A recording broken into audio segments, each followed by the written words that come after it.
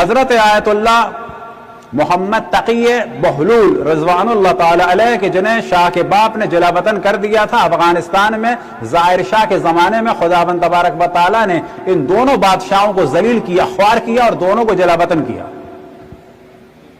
افغانستان کے ظاہر شاہ کو بھی اور ایران کے محمد رضا کو بھی، رضا شاہ کو، دونوں کو ذلیل و رسوا کیا، اور انہیں مختلف علاقوں میں قید رکھا گیا تھا۔ پہلے قید رکھا گیا تھا، بعد میں بالکل ایسے چھوٹے شہروں میں رکھا گیا تھا کہ جہاں سے یہ نکل نہ سکیں، اور اگر نکلیں تو اتنا بڑا بیابان ہو کہ راستے میں ختم ہو جائیں، اور دن میں 2 دفعہ جا کے انہیں پولیس اسٹیشن پہ حاضری دینی ہوتی تھی۔ حتیٰ ایک دفعہ انہیں قید کیا گیا ایسے قید خانے میں کہ جہاں پر ایسے کیڑے تھے کہ ان کا پورا جسم زخمی ہو گیا تھا، اور یہ فرماتے ہیں کہ میں نے اللہ سبحانہ و تعالیٰ سے دعا کی کہ یا اللہ، میں نے تیرے دین کی سربلندی کے لیے سب کام کیے ہیں، اگر ان کیڑوں کے کاٹنے میں تیرے دین کی کوئی خدمت ہے تو میں تیار ہوں، یہ مجھے زخمی کر دیں، لیکن میں تجھ سے دعا کرتا ہوں کہ اگر اس سے تیرے دین کی کوئی خدمت نہیں ہو رہی ہے تو یا اللہ ان کیڑوں کو ختم فرما۔ وہ فرماتے ہیں جیسے ہی میں نے دعا کی اس کے بعد میں نے دیکھا ایک قطار نظر آئی چونٹی کے جیسے کیڑوں کی، اور وہ اتنی تیزی سے کیڑے آئے کہ ان باقی کیڑوں کو انہوں نے ایک ایک کر کے مار دیا۔ عجیب و غریب صاحب کرامہ شخصیت تھے، تقریباً 3 دفعہ میں نے ان کی زیارت کی اور قم میں ملے، اور عموماً ان کا کمال یہ تھا کہ وہ صاحب طی العرض تھے۔ بعض دفعہ وہ مکے میں دیکھے گئے، بعض دفعہ وہ مدینہ میں دیکھے گئے، بعض دفعہ کوئٹہ میں دیکھے گئے، بعض دفعہ کراچی میں دیکھے گئے۔ 100 سے زیادہ سال ان کی عمر تھی، ان کی ملکیت میں کچھ نہیں تھا سوائے ایک تھیلے کے۔ مجھے 3 دفعہ تقریباً ملے اور ان کے میں ساتھ رہا، لیکن جس وقت انہوں نے کہا کہ بس اچھا جاؤ، اور اس کے بعد کچھ اور لوگ ان کو لینے آ گئے تو ان کا ہم نے پھر پیچھا نہیں کیا کیونکہ وہ ناراض ہوتے تھے۔ اور ان کی ایک خصوصیت اگر آپ سمجھیں تو ہل کے رہ جائیں کہ وہ خود اپنی بایوگرافی میں لکھتے ہیں مجھے اپنی بیوی سے عشق تھا، لیکن جب مجھے قید کرنے کا سلسلہ ہوا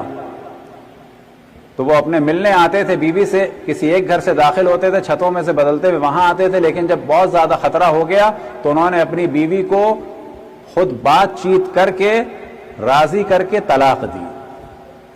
اور اس کے بعد غائب ہو گئے۔ پھر جب عدت ختم ہوئی تو اس کے بعد پھر کہا کہ میری ایک اور گزارش ہے، اور وہ گزارش یہ ہے کہ میرے بعد تمہاری عزت اور جان خطرے میں ہوگی، اور پھر اپنے دوست سے شادی کرے۔ جب افغانستان میں دوسری شادی کی اور ولادت ہونے والی تھی تو ان کو دوسرے شہر میں منتقل کیا گیا، بیوی کو اور ان کو ایک ٹرک ٹائپ گاڑی میں پیچھے ڈال دیا گیا۔ اتنی وہ گاڑی اچھلی کہ اس کے بعد وہ بچہ بھی ضائع ہو گیا اور بیوی بھی مر گئی۔ پھر ساری زندگی نہ انہوں نے شادی کی، 100 سے زیادہ سال کی عمر میں انہوں نے وفات پائی۔ انہیں جب ایک علاقے میں رکھا ہوا تھا تو وہاں پر ایک دفعہ علماء اہل سنت نے ان سے سوال کیا ایک دعوت میں، کیونکہ تدریجاً یہ وہاں کی ایک مشہور شخصیت بھی ہو گئے تھے، اور سوال یہ تھا کھانے سے پہلے یا شاید کھانے کے بعد، اور انہیں پتا تھا کہ ان کا جواب کیا ہوگا اور پھر ہم بحث کریں گے، اور سوال یہ تھا کہ آپ یہ بتائیے کہ شیخین افضل ہیں یا حضرت علی؟ ابھی آپ سمجھ گئے کہ جو اصل بحث ہے کیا رسول اللہ صلی اللہ علیہ وآلہ وسلم کو فکر تھی امت کی کہ نہیں تھی؟